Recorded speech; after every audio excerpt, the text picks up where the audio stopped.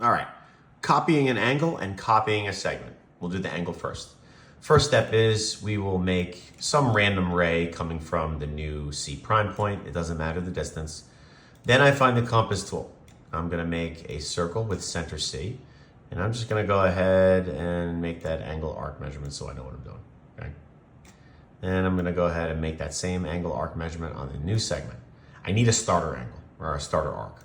Then I'm gonna move the circle to the original arc that I drew, and I'm gonna make the radius go from one of those intersection points of the arc to the other, okay? So now I can move that to that same measurement here, and I'm gonna make a tick mark for an angle or an arc there. So now I know that I'm gonna make a dot that connects those two dots here, right? So I'm gonna make a ray, and go right through there, and those are the same exact measurements, okay? Let's do that again. So again, going to first make a ray, and this is a copying an angle, right? So make a ray, it doesn't matter the distance.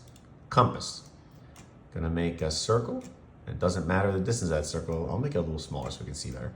And I'm just gonna go ahead and do this, and this is just for me, you don't need to do that on this one. Then I'm gonna move it here and make that same arc measurement. It's my starter arc, okay? Then I'm gonna reposition the circle on the original figure and connect the center and the radius of that, or an endpoint of the circle, to the two pieces of this arc that I drew. So now I know where to draw the other tick mark. The longer the tick mark you make on the arc, the better, so you can see it.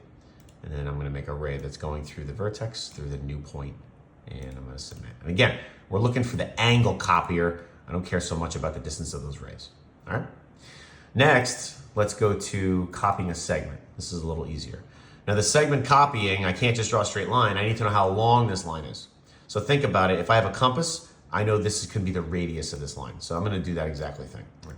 So I'm gonna make a circle or a compass. I'm gonna go ahead and make a radius of it.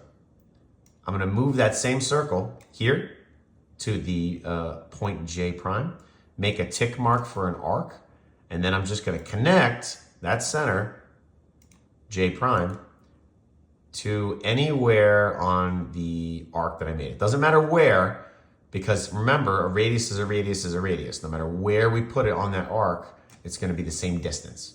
And I'm gonna submit the answer, okay? So we're good to go there, all right? Hopefully that worked. Hopefully that's nice for you. See ya.